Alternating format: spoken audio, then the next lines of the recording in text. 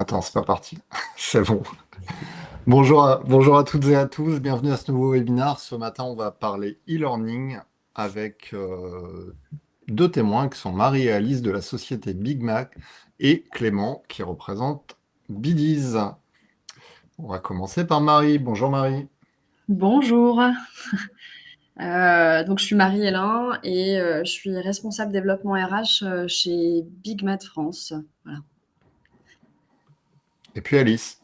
Bonjour. Bonjour, moi je suis Alice Béjani, je suis chargée de développement formation digitale en alternance depuis septembre chez Big Mac France. Salut Clément. Salut Christophe, bonjour Marie, bonjour Alice, bonjour à toutes et à tous. Clément Boquin, moi je suis Customer Success Manager chez Bidiz. J'accompagne donc toutes les entreprises qui utilisent la technologie Bidiz au quotidien pour les aider à en tirer le meilleur parti. Génial. Alors ce matin, on va parler e-learning et principalement utilisation du dispositif mis en place par Bidiz. Ce qui est intéressant dans le cadre de ce projet et ce retour d'expérience qu'on va vous présenter, déjà d'une part, c'est qu'on est sur des ressources RH assez limitées en termes de ressources pour gérer le projet. On va voir que ça fonctionne. Et puis que la solution avait été mise en place par le passé pas forcément, on va dire, déployé dans un premier temps, puis une reprise en main par Marie à son arrivée dans la société. Marie, tu peux peut-être déjà nous présenter l'entreprise, le périmètre, quel type de population tu adresses? Oui.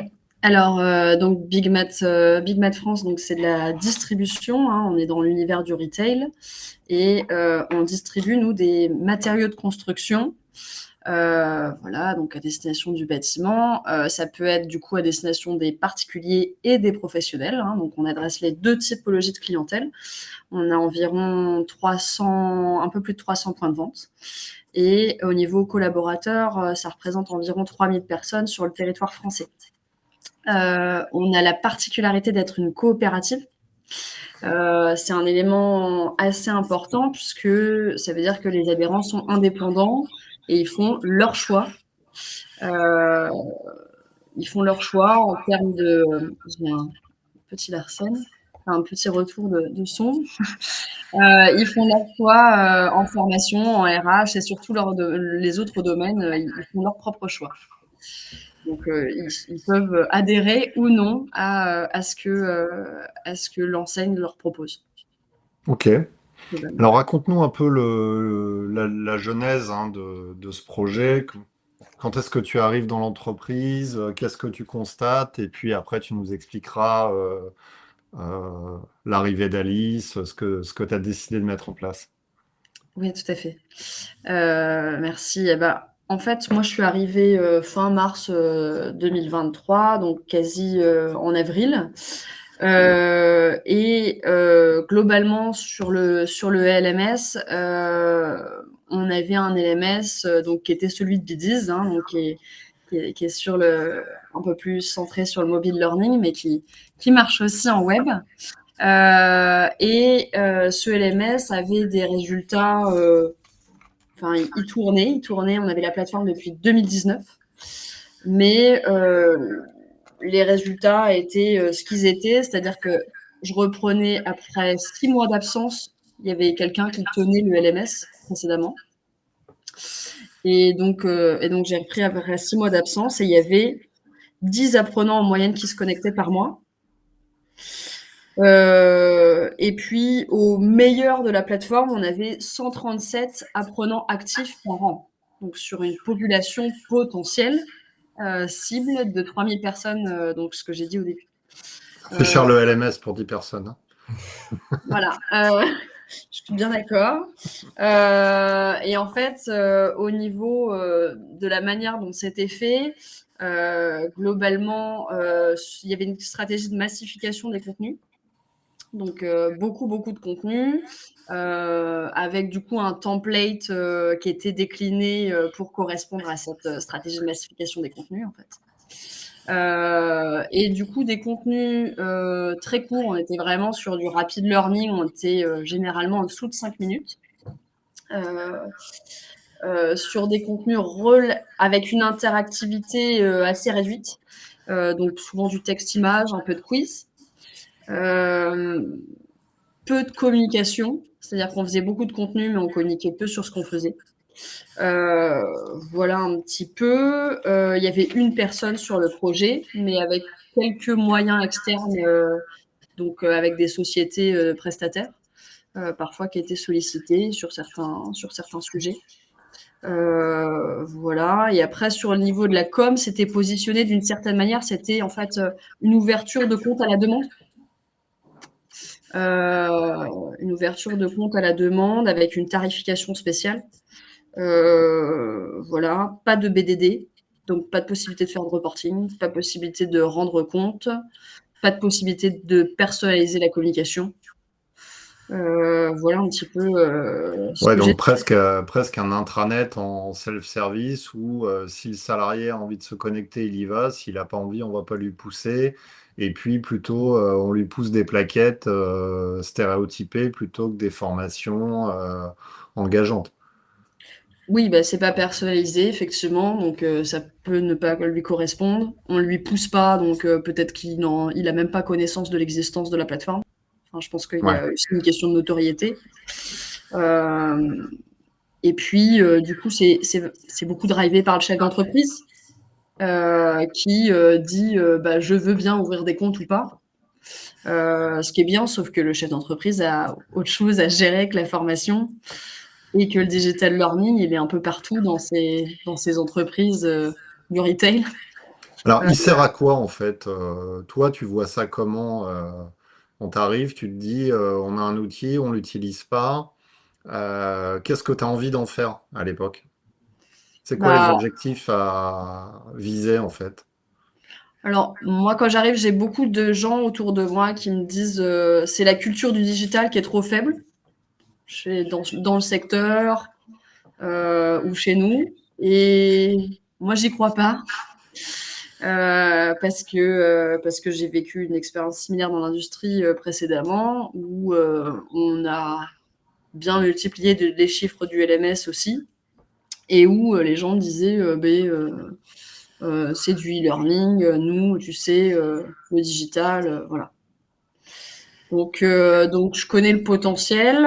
Après, on est sur des populations différentes. Moi, j'avais pas l'habitude de la distribution, donc j'attends de voir quoi, comment ça réagit. Et je me dis, bah, au moins, faut structurer parce que là, on fait beaucoup de contenu, mais quid du fond? Il y avait assez peu de partenariats avec des experts métiers. Donc, quel est le fond, la pertinence du fond qu'on propose, des contenus qu'on propose? Au niveau forme, on n'y est pas trop, enfin, au moins sur les sujets d'interactivité, etc. Donc ça, pour moi, c'est important parce que, de ce que j'ai pu observer, l'expérience apprenant, la forme est aussi importante que le fond. Donc, il y a un sujet aussi là-dessus, quoi. Et après, on communique pas. Donc, en fait, si on communique pas, on peut pas non plus espérer Ouais. avoir des résultats, quoi, hein. Il y a ça aussi. Donc Voilà. c'est pas un problème d'outils spécifiquement. Bah, moi, je connaissais pas Bidiz, donc il y a une partie de moi qui me suis interrogée parce que je connaissais pas bien l'outil. Je me suis dit mais ok. C'est pour ça que je te pose la question, parce que j'imagine que naturellement, la première chose qu'on peut se dire, c'est bon, bah, l'outil est pourri, quoi. Personne l'utilise, il y a peut-être un problème de solution. Peut y avoir des fois un problème de solution. Ça a été, quand je suis arrivée, parce on n'a pas que ça, on a un organisme de formation interne qui est certifié Calliope, qui fait du présentiel aussi à côté. Quand je suis arrivée, j'ai dit bon bah il y a 3 sujets, il y a un sujet offre, il y a un sujet outil, il y a un sujet partenaire. Et donc bon sur les outils, voilà, j'avais mis un point d'interrogation sur le LMS, ne connaissant pas, voilà. Mais après, parfois c'est un véritable sujet outil. Parfois, c'est aussi un sujet de comment on prend l'outil et quelle stratégie on met derrière. Moi, j'ai la chance d'avoir appris mon métier, je dirais, avec les bonnes pratiques du learning, voilà, on va un peu vous livrer après. C'est ce qu'on a mis en place. Mais bon, si en fait la personne qui était là avant avait juste une appétence pour le digital et que personne lui a dit bon voilà, pour qu'une plateforme LMS ça marche, c'est ça. On peut pas l'inventer soi-même. Ouais. Hein. Donc voilà. Vous pouvez nous dire dans le chat si vous avez vécu des expériences similaires d'acquisition d'outils et un petit peu de flop parce que finalement l'outil a soit mal été mis en place, soit n'a pas été marketé en interne, enfin n'a pas été utilisé pour le bon usage et nous donner aussi vos tips dans le chat sur comment vous avez pu rattraper le coup. Clément, tu peux peut-être nous présenter ce qu'est BDIS quand même rapidement pour qu'on sache de quoi on parle. Oui, tout à fait. Pour remettre un petit peu en contexte, BDIS, c'est initialement, effectivement, comme le disait Marie, fondé en 2015, une entreprise qui a fêté ses 10 ans, du coup, cette année. C'est une plateforme de formation spécialiste dans le mobile, initialement. C'est le côté mobile pour les côtés engagement, facilité d'accès. Un côté sur lequel on a insisté pour aller se rapprocher énormément en fait des besoins d'engagement qui vont être particulièrement propres à tous collaborateurs qui sont sur le terrain, en fait, qui vont avoir du coup plus de contraintes dans l'accès à la formation. Le mobile était un biais pour y accéder. Aujourd'hui, BIDIS, c'est une plateforme de formation complète qui a tous les fondamentaux d'un LMS classique, mais qui va garder, on va dire, cette approche différenciante sur les formats, sur l'expérience de l'utilisateur, sur le confort d'utilisation, qui va particulièrement prendre du sens en fait sur une population justement qui a un petit peu plus de contraintes que les populations qui peuvent s'installer derrière un bureau, derrière un ordinateur. On peut aussi venir aujourd'hui s'intégrer dans des écosystèmes de formation complexes, en étant aussi parfois un appui sur des gros systèmes LMS, TMS, etc., pour tous ces écosystèmes que vous connaissez peut-être.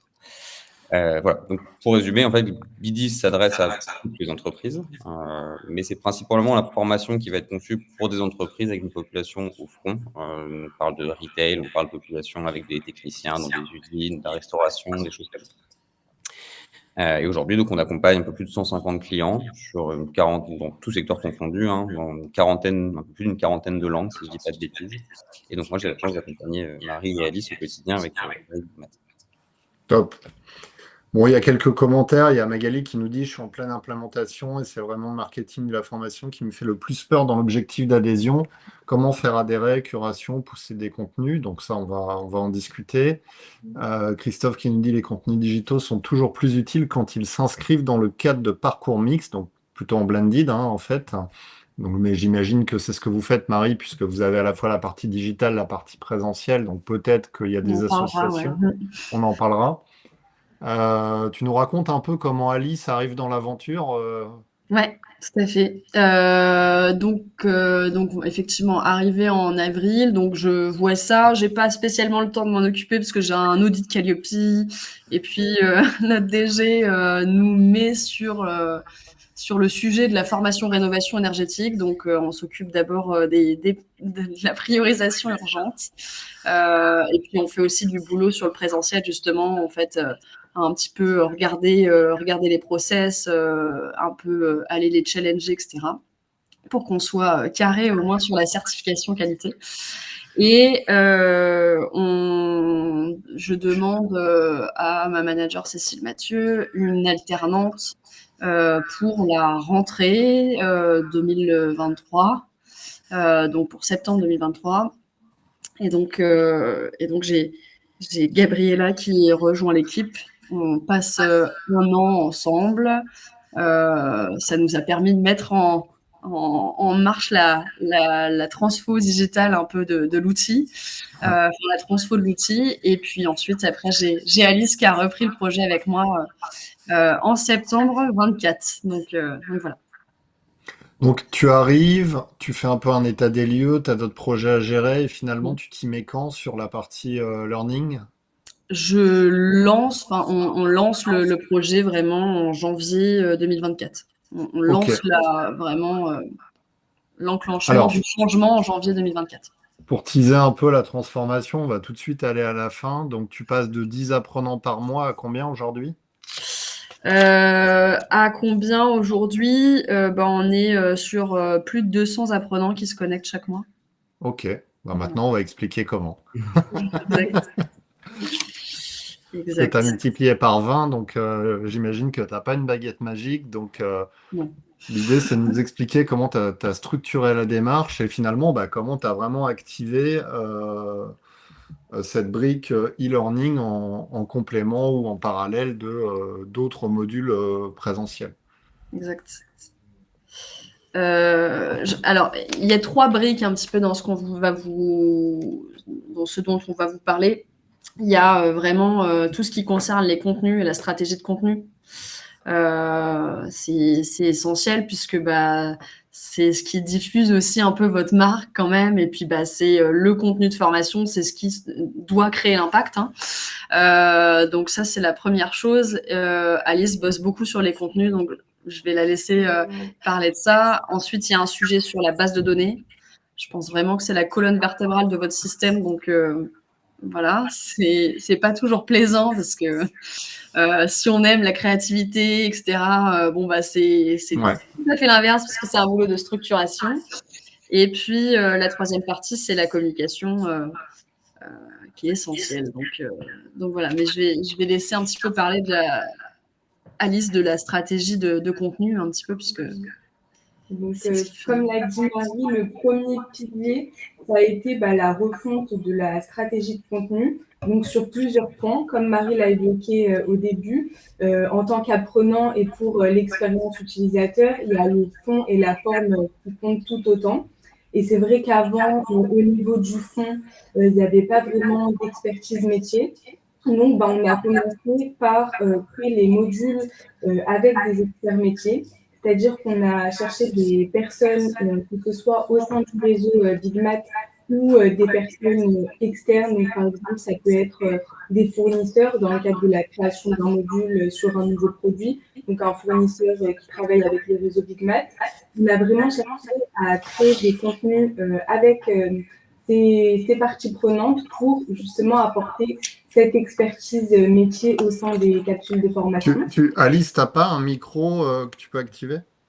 On est dans la même salle avec Marie, donc ça va faire écho. Bah, rapproche-toi du micro alors. Ouais, voilà. Hop là. On va être côte à côte, hein, c'est pas gênant. Donc voilà pour ce premier aspect. Ensuite, au niveau du fond, on essaye également de créer des modules de formation qui sont à l'écoute des besoins des opérationnels, donc des collaborateurs du réseau Big Math. Pour ça, on écoute vraiment les demandes et les sujets qui remontent un petit peu plus du terrain pour créer des modules qui répondent au mieux à leurs besoins. Et par exemple, on a également réalisé cette année une enquête de satisfaction plus globale de la plateforme pour pouvoir avoir leurs avis et dans le cadre d'une amélioration aussi continue de notre côté. À quoi vous formez? Est-ce que vous formez à la fois aux produits qui sont commercialisés et, j'en sais rien, à des formations plus classiques, soft skills, techniques de vente, etc. C'est quoi les formations chez vous? Ouais, donc chez nous, il y a à peu près 8 grands thèmes de formation pour nos modules qui sont assez variés. Donc ça va du commerce, donc par exemple comment accueillir un client, à des sujets un petit peu plus développement personnel, donc comment gérer son temps et ses priorités. Et cette année, on a aussi développé un petit peu plus des modules pour quelques produits, donc des nouveautés qui sont commercialisés dans certains points de vente Big Math, en lien justement avec les experts métiers qui sont nos fournisseurs. Donc, il y a une grande diversité des thèmes de formation sur la plateforme qu'on propose. Alors, ça veut dire que vous êtes autonome pour créer les contenus. J'imagine qu'il y a un outil auteur dans la solution. C'est vous qui avez la main directement? Oui, tout à fait. Donc, c'est nous qui créons les contenus. Oui, tout à fait. T'as vu, Clément, on dirait que je suis pas au courant. Je le fais bien. C'est presque surprenant. Ok, et quand tu crées un contenu, donc au départ, Marie disait on était plutôt sur du micro-learning. Bon, j'imagine que du micro-learning, il y en a peut-être toujours un peu, mais est-ce que c'est quoi un contenu type aujourd'hui?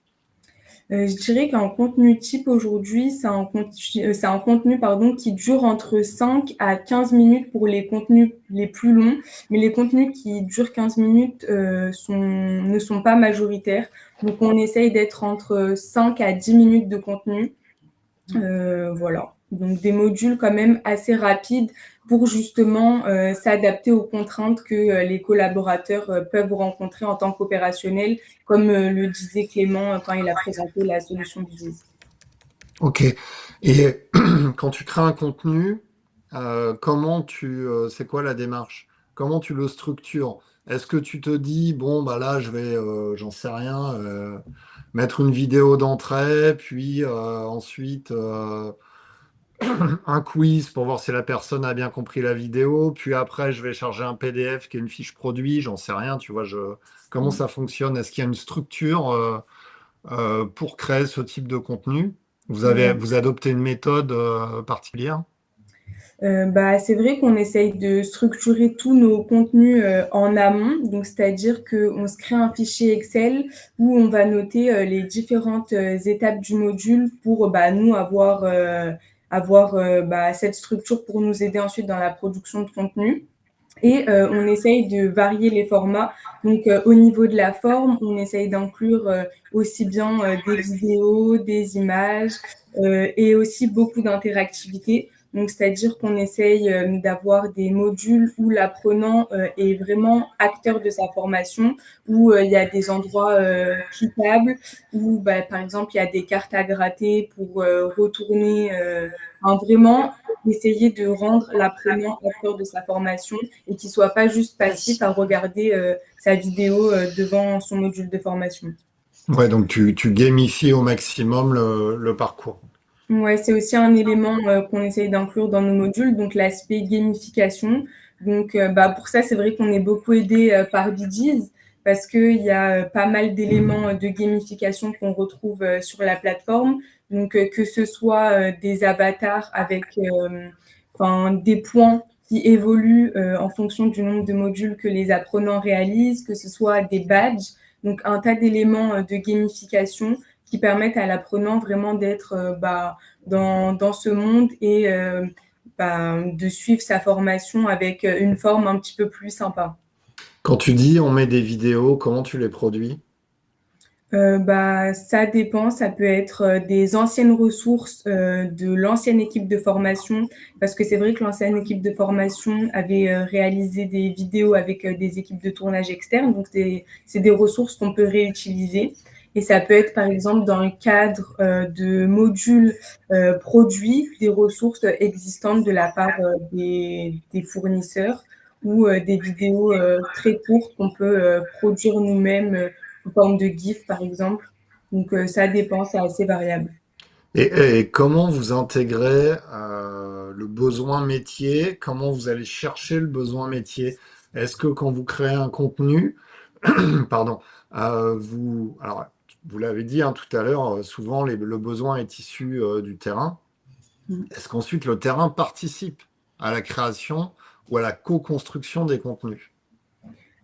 Pour le moment, le terrain ne participe pas à la co-création directement de beaucoup de contenus, mais c'est quelque chose qu'on aimerait de plus en plus mettre en place. Donc, par exemple, là, on est en train de créer un module sur la vente aux clients particuliers, parce que c'est vrai que dans le secteur du négoce, en général, on accueille majoritairement des clients professionnels. Et c'est un module qu'on crée en co-création avec un attaché technico-commercial d'une agence Big Mac. Ok.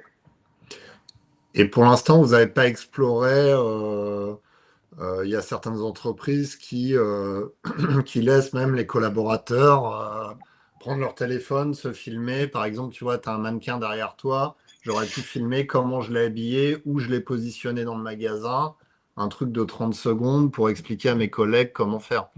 Est-ce que ça, c'est quelque chose qui est dans vos plans ou Alors, l'option existe effectivement via la plateforme. L'idée, c'est de développer ça. Donc, c'est des axes un peu sur le social learning aussi, hein, parce que, on est un peu là-dedans. On est dans plus je partage mes tips que je crée une vraie Ouais. ressource de formation. Hein. On essaye de le pousser, mais enfin, voilà, culturellement, faut un peu de temps pour que ça se mette en place. Oui, ça fait partie des prochains projets, quoi. Mais ils sont en train de rentrer dedans progressivement. Je vous expliquerai un petit peu plus tard comment. Mais oui, ça fait partie des projets. À terme, il faut que ça sorte de juste nous, quoi, en fait. Alice, combien de temps tu mets pour créer un contenu? Ça dépend de la durée du contenu, mais je dirais que pour un contenu d'environ 5 à 10 minutes, 2 à 3 jours. Ok. Et je m'aide de différents outils donc, que j'intègre directement sur Vidiz pour justement aussi cet aspect un peu plus esthétique des modules. Donc, ça peut être des outils comme Canva, des outils comme Geniali pour ajouter l'interactivité aux modules. En variant les formats, on a créé des modules avec un format différent comme le format podcast qu'il n'y avait pas avant sur la plateforme. Donc pour ça, justement, on utilise Eleven Labs, donc qui est une intelligence artificielle qui permet de créer de la voix off. Donc je dirais que ça, c'est les 3 outils majoritaires que j'utilise au quotidien, en plus de Bidiz forcément, et que j'intègre sur Bidiz, bien que Canva soit déjà directement intégré sur l'outil auteur. Et ces 3 outils, c'est un budget annuel de moins de 800 €. Donc, ça permet vraiment une maîtrise des coûts de notre côté. Et voilà. Ouais, puis tu peux même aller chercher moins cher, hein. Tu peux utiliser Riverside. Pour ta vidéo, tu peux utiliser CapCut, 8 $ par mois. Enfin, aujourd'hui, il n'y a pas de contraintes financières à aller chercher des petits outils comme ça pour aider à l'amélioration de la production de contenu. Top. Donc en fait, il n'y a pas besoin d'une équipe surdimensionnée pour créer des contenus. Alors, en termes de prod, ça représente combien de contenus aujourd'hui mis à disposition dans la solution? Ouais, donc aujourd'hui, on a à peu près 700 modules de formation sur notre LMS et on a une stratégie, une marketing, on va dire, qu'on a mis en place depuis janvier 2024. Donc, on a appelé le Flash Formation. Donc, où chaque mois, on met à disposition une nouvelle capsule de formation sur la plateforme, donc 1 à 2 nouvelles capsules. Donc ça a été mis en place depuis janvier 2024. Donc ça permet forcément d'ajouter de la nouveauté sur la plateforme. Et c'est important de toujours alimenter de façon régulière le LMS, mais de manière pas trop intense non plus, pour permettre aux apprenants de faire l'ensemble des modules et pour permettre aussi, nous, de notre côté, de concevoir les modules à un rythme qui reste correct. Et avec le standard qualité qu'on veut atteindre, c'est-à-dire avec le fond d'expertise et puis avec la forme qui est importante. Il y a une question intéressante de Magali qui dit: est-ce que ces contenus de Rapid Learning sont indépendants les uns des autres ou sont-ils intégrés dans des parcours liés à des compétences spécifiques par profil de collaborateur? Alors, on est sur la coopérative. Je vous l'ai dit au début, c'est un contexte important puisque ça veut dire pas d'obligatoire. Alors, dans un groupe, on peut dire, il y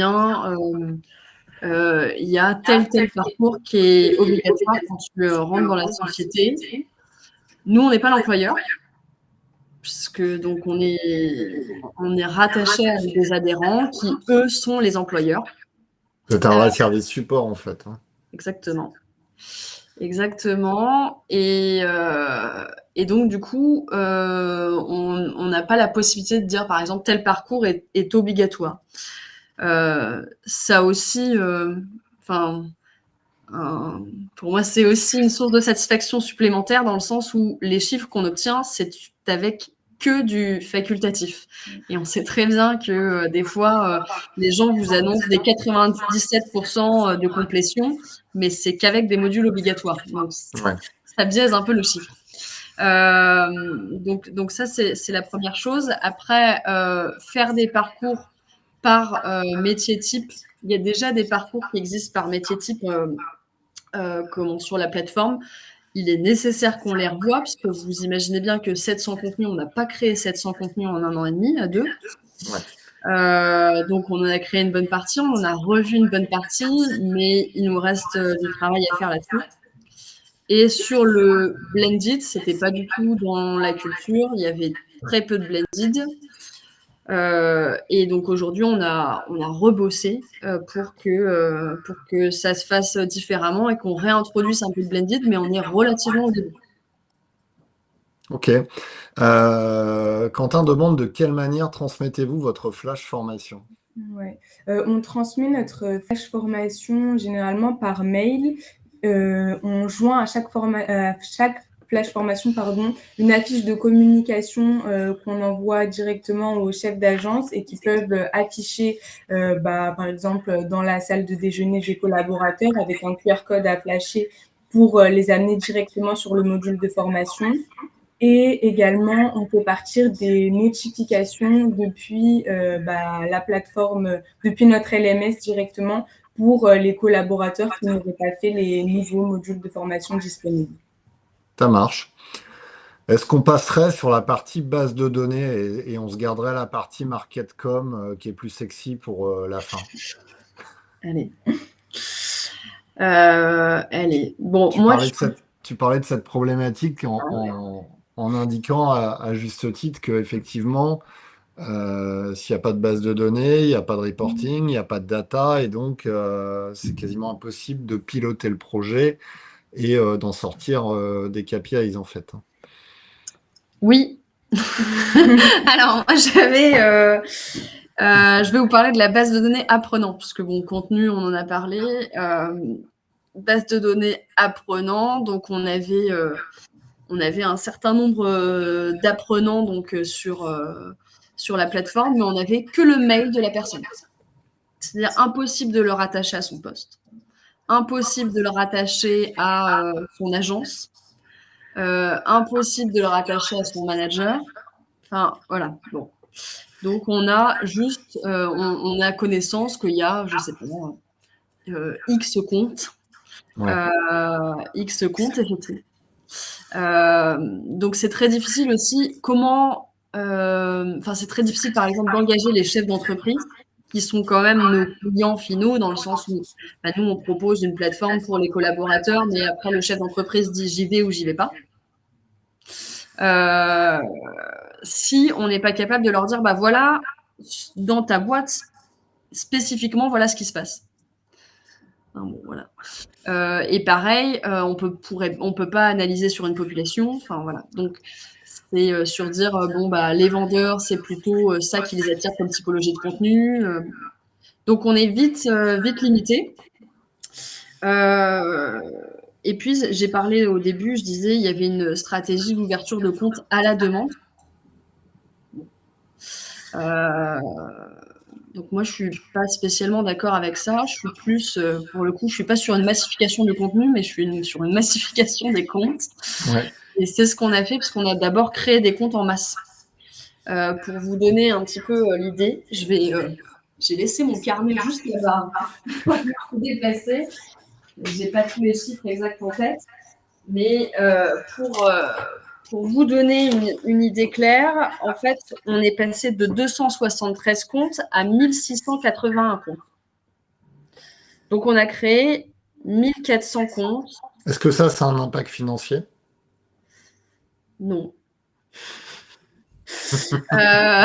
Non, parce que je sais pas, tu vois, si c'est facturé au compte, on peut se dire, il y avait des économies, tu vois.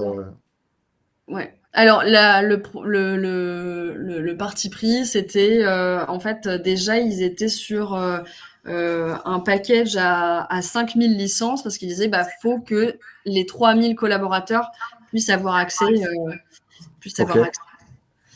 On n'est même pas à 5000, etc. Et puis on en était loin, très loin. Donc au final, on a juste ouvert les vannes, quoi.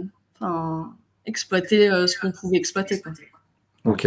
Pour préciser ce point-là, on fonctionne ici au périmètre et non pas au compte unitaire. C'est pour ça qu'on peut permettre justement d'avoir cette projection-là côté Marie.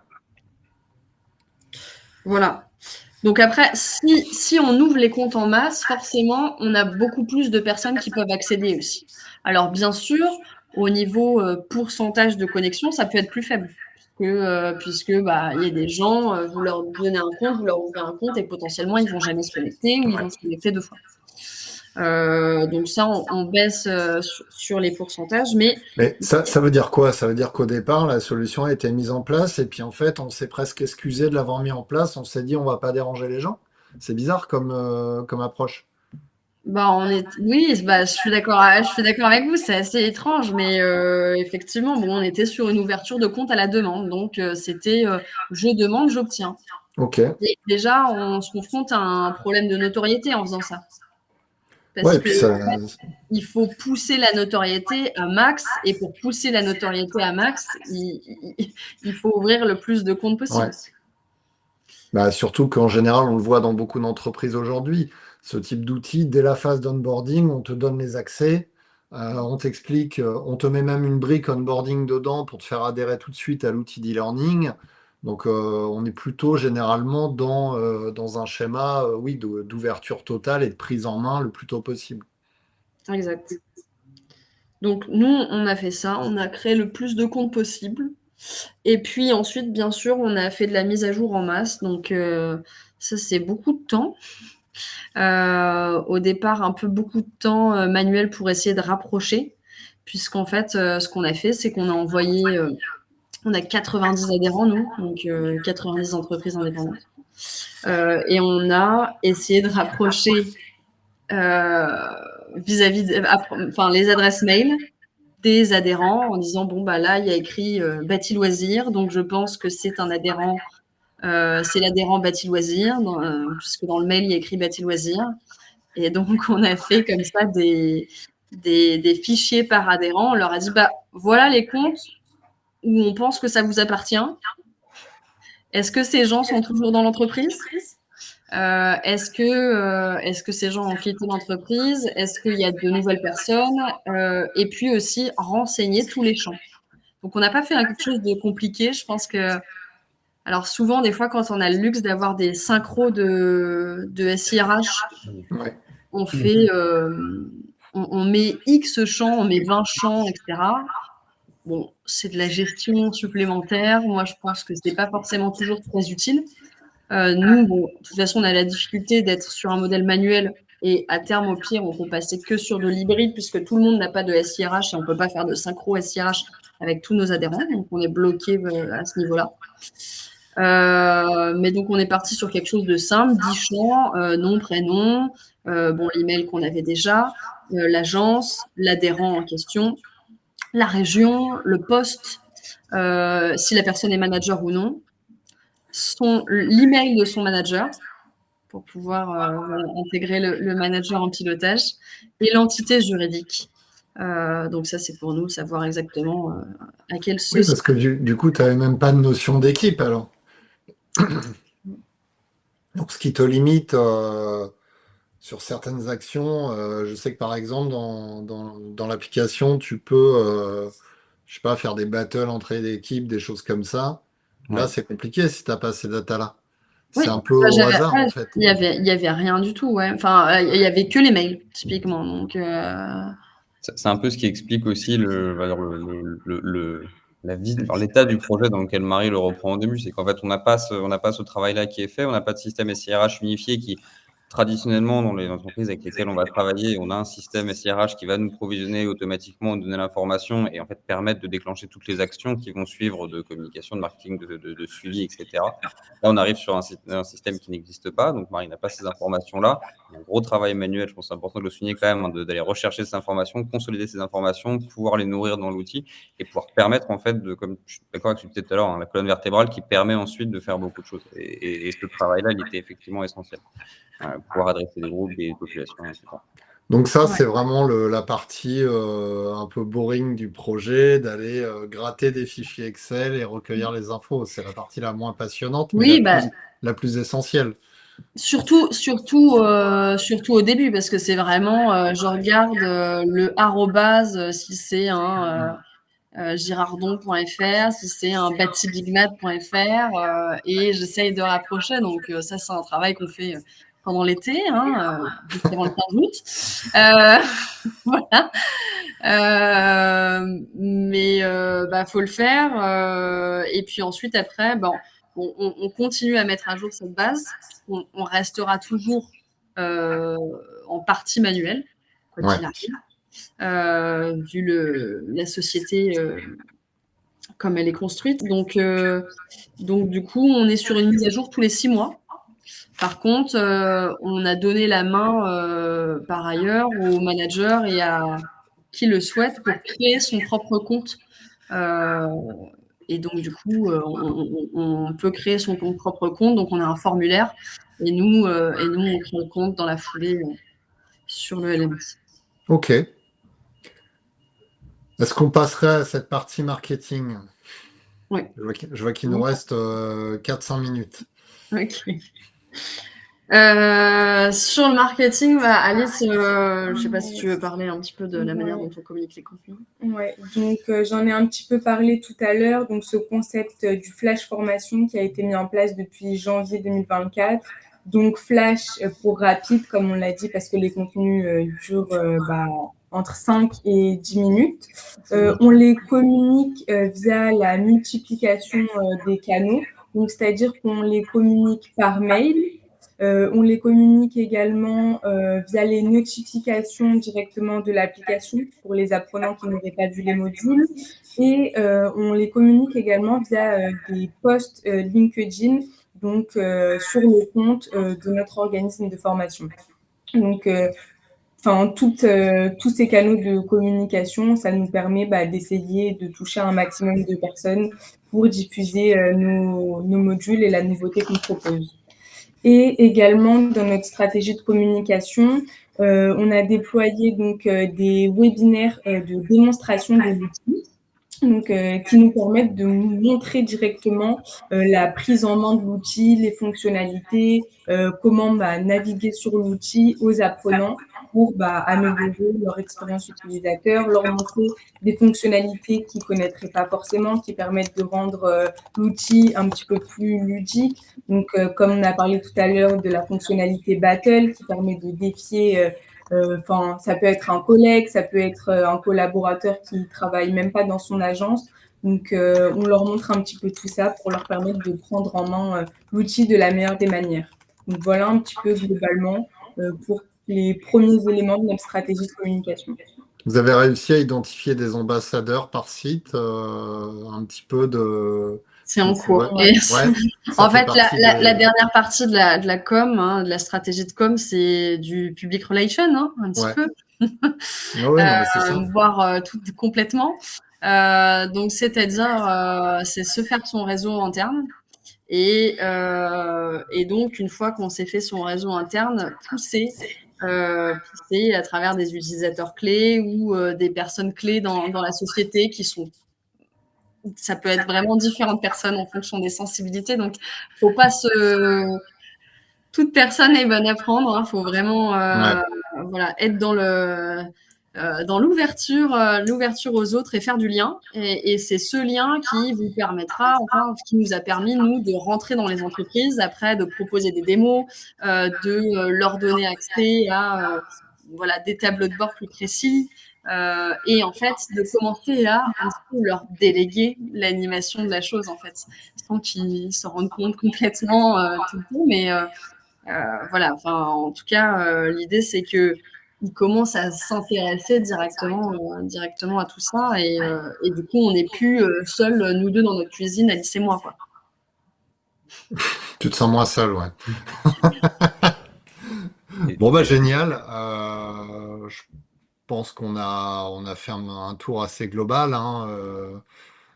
Clément, tu voudrais rajouter quelque chose pour conclure ce webinaire? Alors, juste sur ce point-là spécifiquement, j'ai rajouté c'est un petit peu tout l'enjeu et toute la difficulté qui est liée au contexte de la coopérative. C'est qu'en fait, il faut aller. On n'a pas un système de hiérarchie directe en fait, sur lequel on va pouvoir pousser des managers qui vont même pousser leurs subalternes, etc., jusqu'à atteindre le maillon final de cette chaîne qui est l'utilisateur. Et donc là, on a tout un travail aussi qui est un petit peu de séduction autour des adhérents pour leur pousser l'outil, pour leur prouver sa valeur, pour leur prouver tout l'intérêt que ça va avoir. Donc, il y a un travail un petit peu compliqué. Voilà. Donc, on est sur un schéma un peu particulier. Dans le schéma classique, on a généralement toute cette chaîne managériale qui va être impliquée, qui pousse et qui facilite énormément quand on passe les populations de terrain, l'accès à l'utilisateur. Pas grand-chose à rajouter. Je suis bien évidemment d'accord avec tout ce que Marie et Alice ont dit. Ce serait dommage que je ne le sois pas, de toute façon. Bon, bravo pour ce projet.